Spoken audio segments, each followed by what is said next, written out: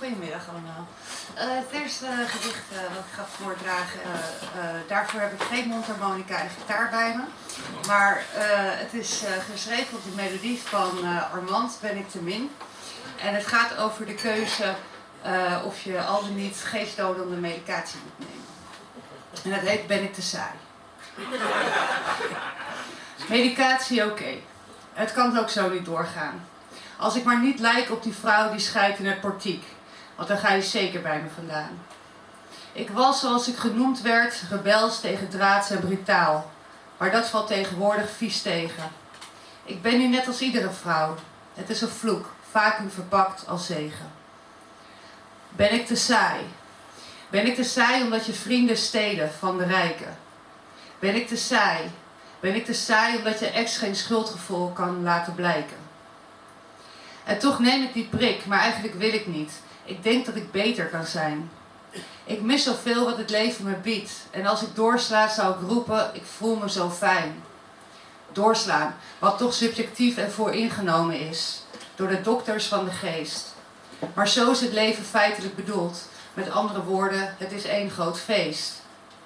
Ben ik nu te saai? Ben ik te saai omdat je vrienden ruzie hebben met de buren? Ben ik te saai? Ben ik te saai omdat je ex haar gedrag niet bij kan sturen? Maar ik beloof dat ik zo stabiel mogelijk ben voor mijn kind. Omdat een puber al te veel ups en downs ondergaat. Wat ik of een ander er verder van vindt. En als je het leuk lijkt, kom dan gerust langs. Soms zeg ik niks, soms praat ik te veel. Maar het is echt niet zo dat ik mezelf niet meer ben. Ik mis alleen een essentieel deel. Ben ik daarom nu te saai? Ben ik te saai omdat mijn vrienden harder werken dan dat ik kan? Ben ik te saai? Ben ik te saai omdat mijn ex nog steeds mij is? In het mandam.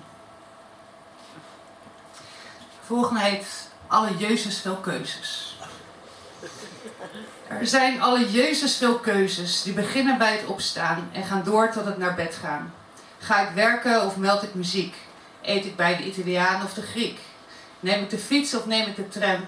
Hou ik eigenlijk nog van hem? Er zijn alle Jezus veel keuzes. Gebruik ik woorden of lichaamstaal?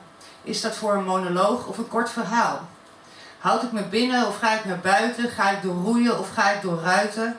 Brand ik de kachel of kies ik voor kou? Hoe maak ik duidelijk dat ik nog steeds van hem hou? En de laatste is gebaseerd op een uitspraak van Perkamentus in Harry Potter. Van mijn moeder kreeg ik uiterlijk, maar zij knipte haar haren kort. Van mijn vader kreeg ik geldingsdrang, maar hij werd nooit gehoord.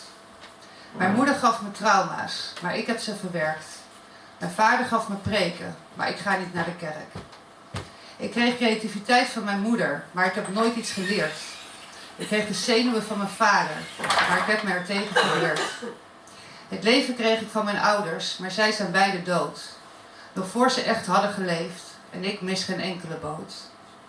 Ik geloof in Perkamentus die ooit tegen Harry zei: niet je aanleg bepaalt wie je bent, maar je keuzes maken jou jij.